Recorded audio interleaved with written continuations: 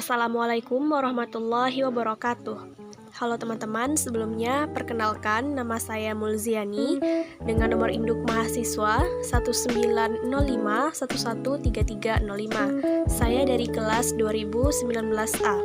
Sebelumnya saya ingin mengucapkan terima kasih kepada Bapak Zulhafiz SPD MPD selaku dosen pengampu mata kuliah Media Pembelajaran Bahasa Indonesia.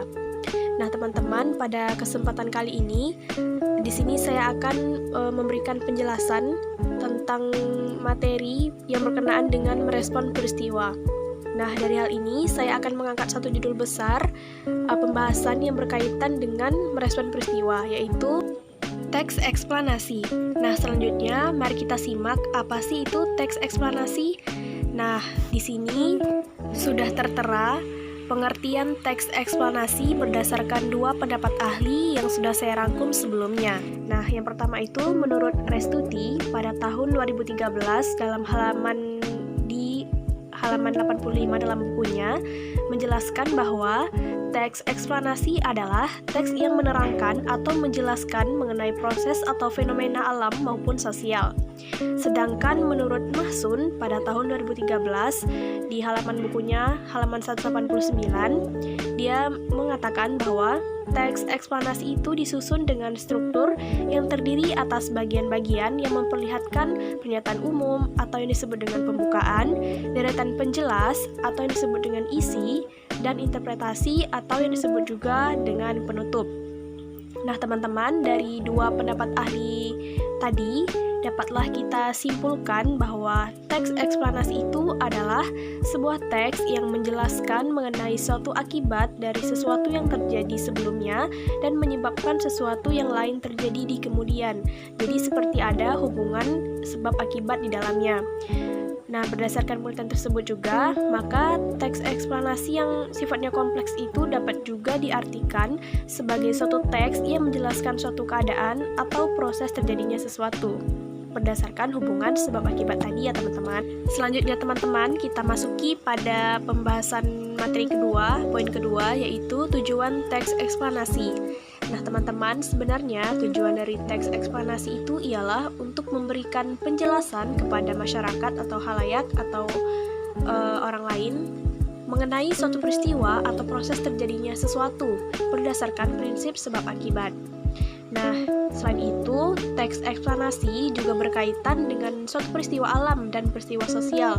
Contohnya seperti banjir, tentang terjadinya pelangi, tentang terjadinya kabut asap, dan sebagainya yang intinya berkaitan dengan peristiwa alam atau sosial. Selanjutnya teman-teman, poin ketiga yaitu struktur dari teks eksplanasi. Nah, struktur teks eksplanasi itu perlu kita ingat teman-teman terdiri dari 3 poin. Yang pertama itu ada pernyataan umum, yang kedua ada deretan penjelas, dan yang ketiga ada penutup atau yang disebut juga dengan interpretasi. Selanjutnya kita pindah slide mengenai penjelasan lebih lanjut dari pernyataan umum, deretan penjelas, dan penutup. Nah, yang pertama yaitu pernyataan umum. Nah, pernyataan umum ini teman-teman merupakan bagian pertama dari teks eksplanasi. Nah, dia ini juga disebut dengan general statement atau yang disebut juga dengan pernyataan umum seperti halnya judulnya ya. Kemudian bagian ini itu teman-teman menyampaikan topik atau permasalahan yang akan dibahas pada teks eksplanasi yang berupa gambaran umum mengenai apa dan mengapa suatu fenomena tersebut bisa terjadi. Nah, general statement ini teman-teman harus benar-benar kita tulis semenarik mungkin agar para pembaca nantinya bisa tertarik pula untuk membaca isi secara keseluruhan dari teks eksplanasi yang kita buat. Nah, yang kedua, deretan penjelas. Sebenarnya teman-teman, bagian deretan penjelas ini merupakan lanjutan dari pernyataan umum. Nah, bagian deretan penjelas ini teman-teman mengandung penjelasan-penjelasan mengenai sebuah topik yang akan dibahas secara lebih mendalam. Bagian ini ditulis untuk menjawab pertanyaan how atau bagaimana dan urutan sebab akibat dari sebuah fenomena yang terjadi. Nah, bagian ini biasanya ditulis dalam 2 atau 3 paragraf ya.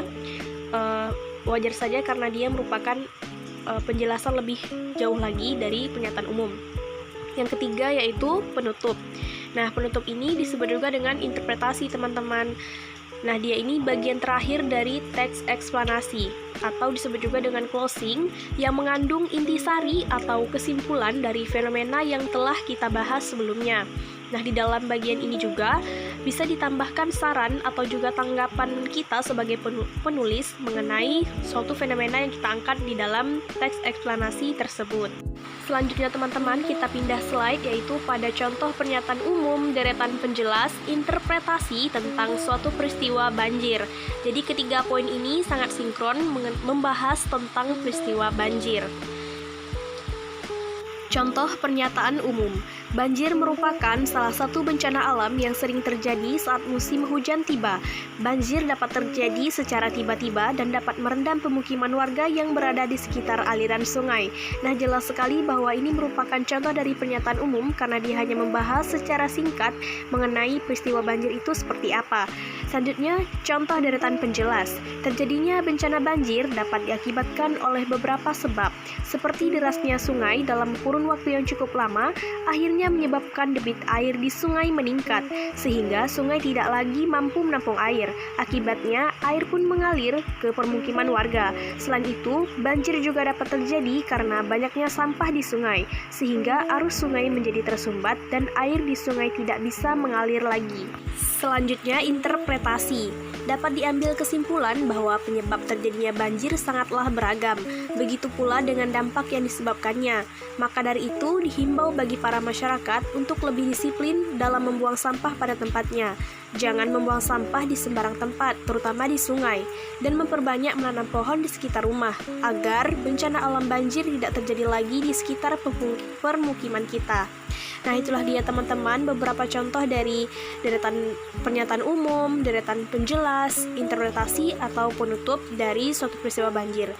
Selanjutnya pindah slide pada pembahasan poin keempat yaitu ciri-ciri teks eksplanasi.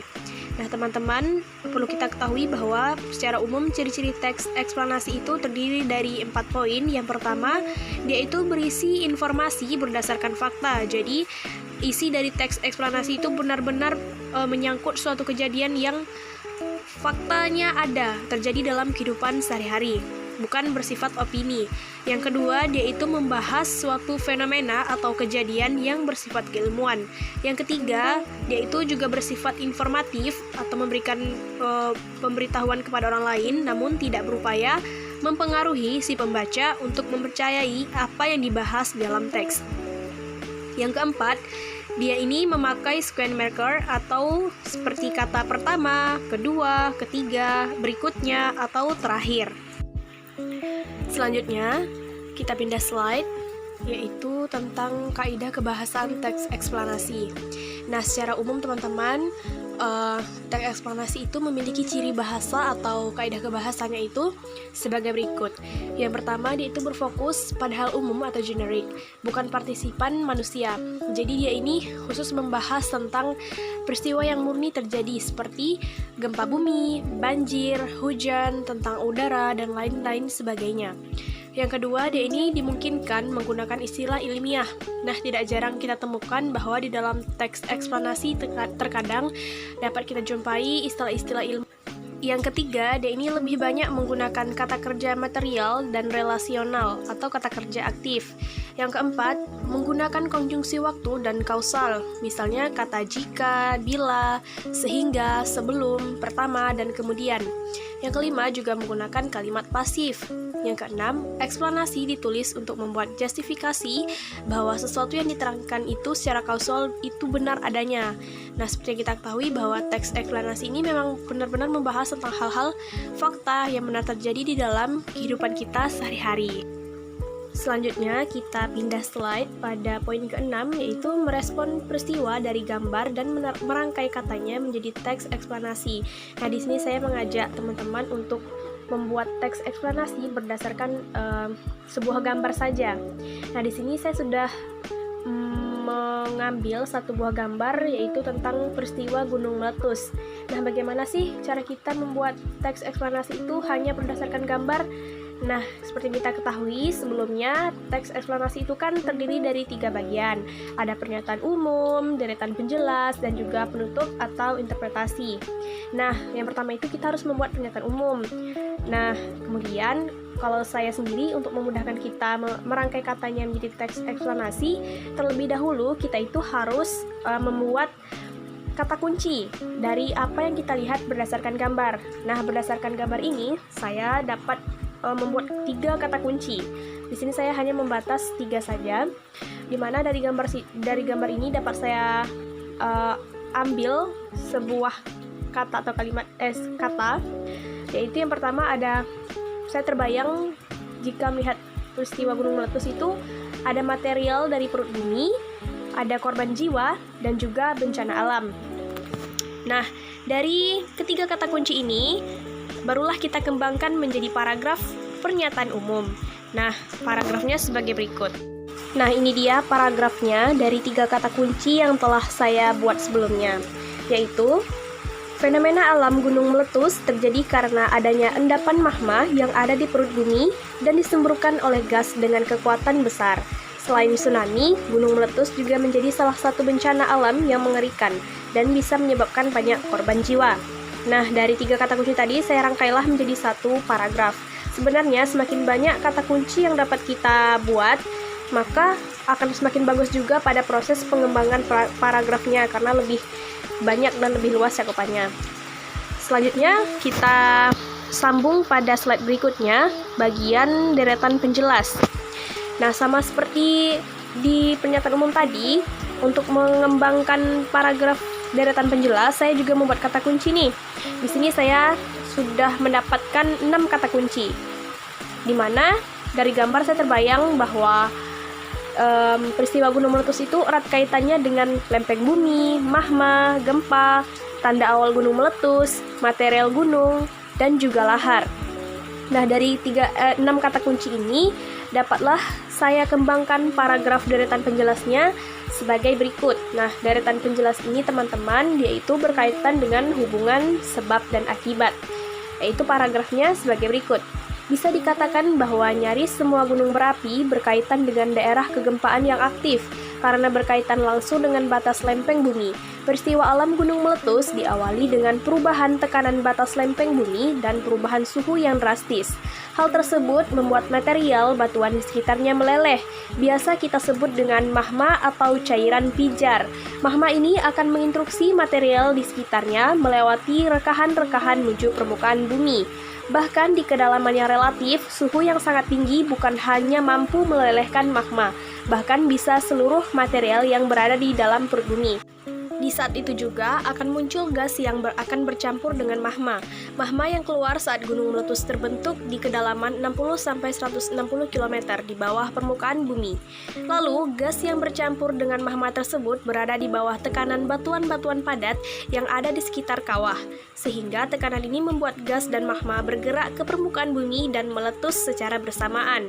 Maka terbentuklah lubang utama, karena nyatanya memang sebagian besar magma itu dan material vulkanik lain menyembur melalui lubang ini.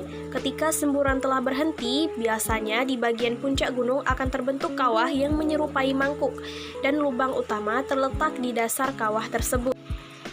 Selanjutnya kita pindah slide, yaitu pada bagian interpretasi atau kesimpulan. Nah, dari gambar ini untuk bagian interpretasi, saya hanya dapat menangkap 2 kata kunci. Yang pertama itu tentang dampak gunung berapi, baik dari perubahan suhu atau bentuk permukaan bumi. Yang kedua, saya terbayang akan BMKG. Nah, dari 2 kata kunci ini dapat saya kembangkan paragraf interpretasi atau kesimpulannya sebagai berikut. Oleh karena itu, dari dulu hingga sekarang gunung berapi masih menjadi hal yang menyeramkan untuk manusia. Karena luar biasanya gunung berapi sampai bisa mengakibatkan terbentuknya pulau dan danau, bahkan bisa menutupi atmosfer bumi yang menyebabkan perubahan suhu yang ekstrim. Untuk itu, kita perlu memperhatikan skema peringatan gunung berapi di Indonesia yang diberikan oleh BMKG. Nah, teman-teman, intinya semakin banyak kata kunci yang dapat kita buat atau dapat kita tangkap dari sebuah gambar, maka akan semakin bagus pada saat kita mengembangkan kata kunci itu menjadi paragraf di setiap bagian-bagian, baik di baik di pernyataan umum, deretan penjelas, maupun kesimpulan atau interpretasi. Nah, itu dia penjelasan dari saya yang berkenaan dengan teks eksplanasi yang termasuk ke dalam bagian merespon peristiwa. Semoga bermanfaat. Lebih dan kurangnya saya mohon maaf. Terima kasih. Wassalamualaikum warahmatullahi wabarakatuh.